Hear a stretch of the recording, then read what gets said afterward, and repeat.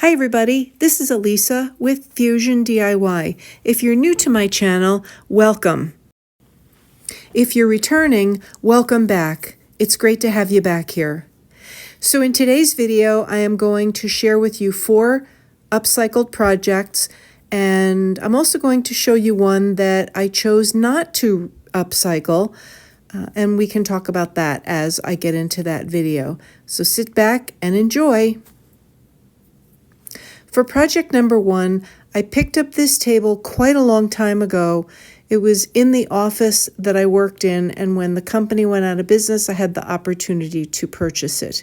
So it's been sitting in my home, and I took it out of my foyer when I recently did a refresh in that room. The leg was a little bit wobbly, so I glued it, and after the glue dried the following day, I took my awesome cleaner and I sprayed down the top just to get all of the dirt and the grease and oil off of it. And I intended to paint the piece. But then I realized that when I flipped it over to clean the legs, there was a gold tag underneath the top, and it was Ferguson Furniture out of New Jersey. And I did a little bit of research, and there you can see the foil. When I turn it over, you'll be able to see the foil on the underside of the tabletop. When I did a little bit of research, I found that this piece was it was a vintage piece, and I just didn't have the heart to paint it. So it does need to be restained and polyurethaned, and so that's where I stopped, and I'm not going to do anything further with this, but you'll see it in a later video.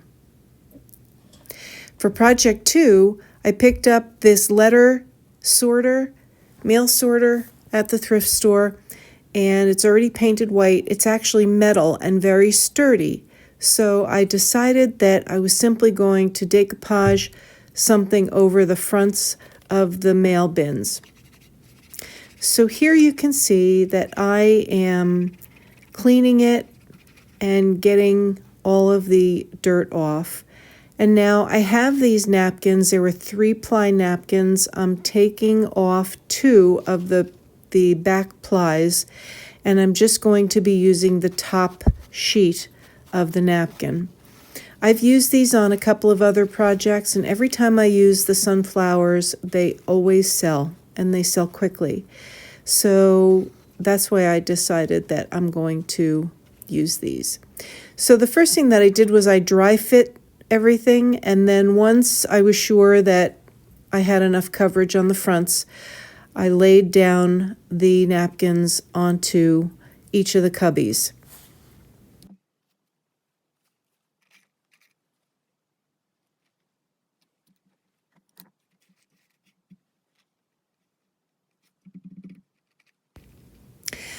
One of the things that I also had to do is I had to piece the sides because the napkins were not wide enough or long enough to cover the little pieces. So you can see in there where I had to do that. And then down here at the bottom, I'm also going to add another piece of decoupage paper and cover over that part. I chose to leave the very top untouched, and also the place where you would hang your keys I left untouched, and here it is in my booth.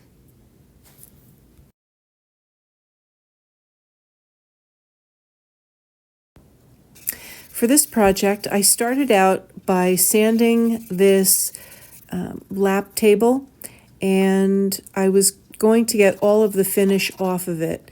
It was in good condition, so it really just needed a refresh. So here I'm using my awesome cleaner again, which I really love, and it really does an excellent job. And then I'm going to paint this piece pink. And I was inspired by Heather at Create Your Own Cozy to add more pink into my booth, and so I started to paint it pink. And I gave it 2 coats of the Dixie Belle pink paint.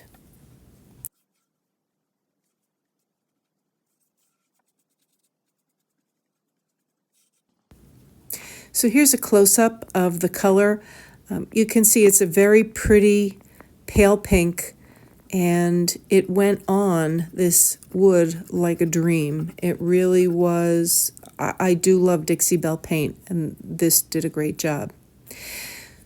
So once I got my decoupage paper out and I dry fitted the top, I really didn't like how it looked with the decoupage paper. So the pinks didn't match. And so I decided that I was going to go with a green. So I pulled out my Waverly chalk paint, and I believe this is the color Celery. And I am using this to repaint the whole lap table, the lap tray.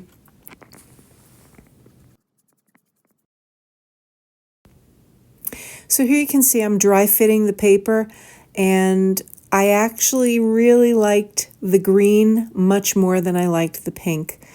And so I dry fit the paper. The paper is actually drawer liner paper that I picked up at Goodwill a couple of weeks ago, and I decided that I was going to use that. It's a very thick paper, so it was very easy to work with, and I really loved the color combination of the green with that paper. It definitely picked up the greens in that shelf liner or that drawer liner paper.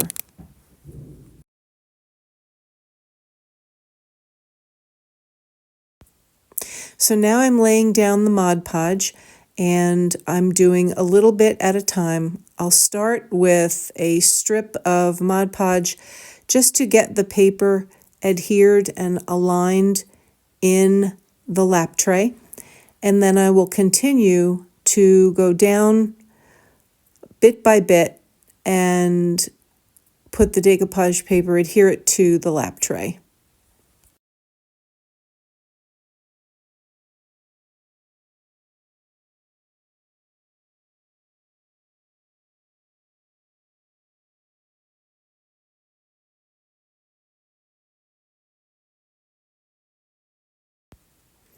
As I worked, I used my brayer to reduce any wrinkling, and it really worked like a charm. It really took out a lot of the wrinkles, and once I got it all down, I gave the lap tray 2 coats of polyurethane on the edges and the sides and the legs, and on the top, I believe I gave it 3 coats just to make sure that if there was any water or any coffee spilled on the paper, that it would not damage the paper at all. So the 3 coats of polyurethane, I think, were the right thing to do there for the top. And then I'm just taking my X-Acto knife when everything is dry and just cleaning up the edges. And here it is in the finished project and in my booth. I love the color combination. They say green is the color for 2024, so we'll see. Hopefully it will sell quickly, and hopefully in time for Mother's Day.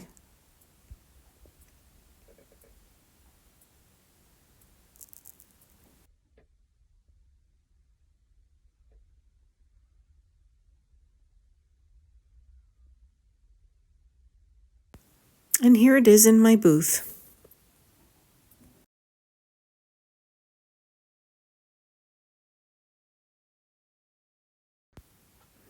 So anytime I find wood boxes, especially boxes with handles, I always pick them up because these are things that you can always use in some form or fashion.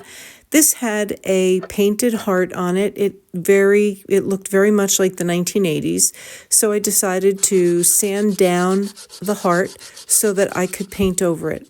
And I have to apologize ahead of time because I lost some footage of me dry brushing after I gave it a primer and then putting on the stencil.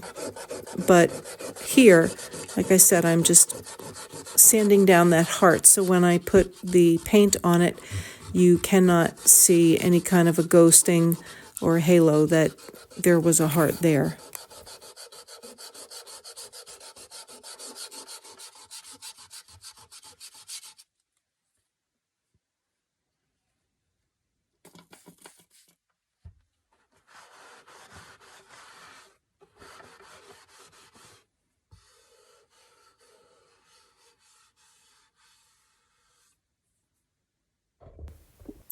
So now I'm going to give this box 2 coats of Zinsser water-based primer, and this product, I love this product. It does such an excellent job to prevent bleed through, and so I ended up giving the whole box a coat of primer both on the outside and on the inside. And then once the primer dried, after a couple of days, I came back and I gave it 2 coats of Rust-Oleum chalk paint in the color linen white. And that was the footage that I could not find. I don't know what happened to that, but I did. I gave it 2 coats on the outside and on the inside.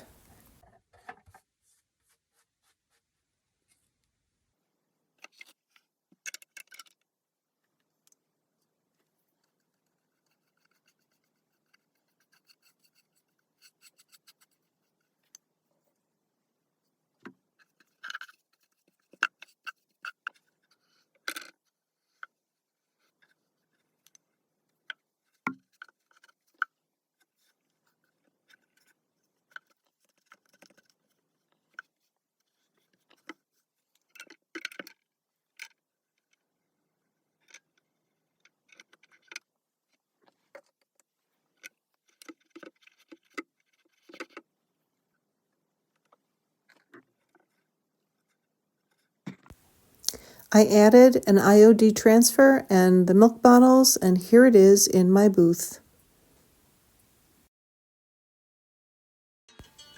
For this project, I dipped into my stash and I found a picture frame, and I have a transfer from the IOD Iron Orchid Designs transfer set. I don't remember which set this came from, but this bunny is adorable, and I wanted to have a little bit more in my booth for Easter. So I took the backing off of the frame, and I'm taking out the glass so that I can restain the frame. I don't love the color that it is right now, so I'm taking some of my watered down Waverly antique wax, and I'm going to darken that frame just a little bit so that it's not quite so orange.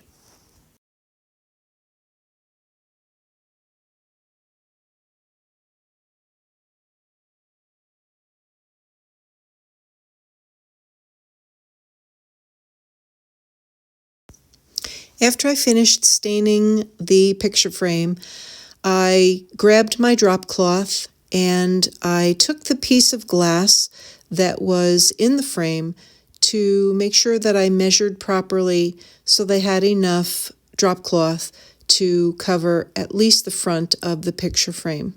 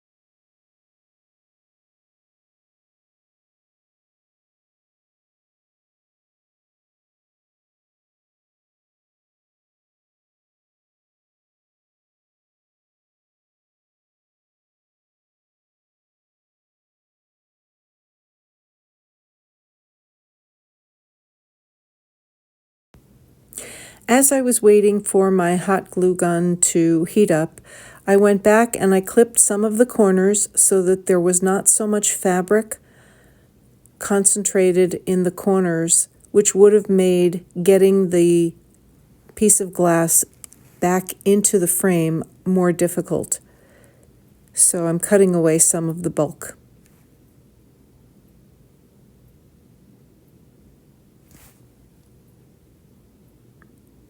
Once my hot glue gun was hot, I ran a bead of hot glue around all four sides of the picture frame, and I simply pulled the drop cloth up, held it in place for a moment until it hardened, and then I went on to the next section.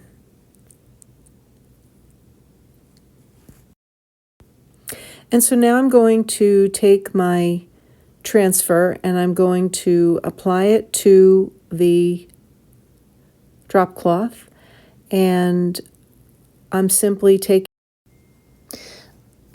the transfer stick and I'm going to transfer the image onto the drop cloth. And it's just that simple. You just run over it with the transfer stick, and you can see as it starts to stick to the drop cloth, it becomes a little bit opaque, and you can actually see it transferring onto the drop cloth.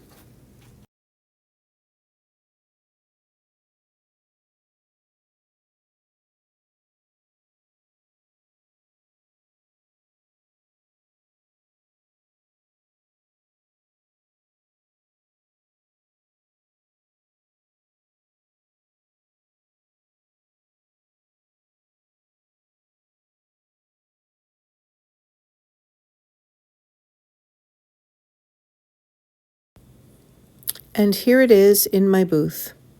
Isn't that cute? I just love how it turned out, and I love the color of the frame. So thank you for joining me today. I hope that you enjoyed these projects. If you did, please give this video a thumbs up, hit the subscribe button if you're not subscribed, and the notification bell so you'll be contacted each time I release another video. Once again, thank you for joining me this week. I hope you have an awesome week, and God bless you and your family.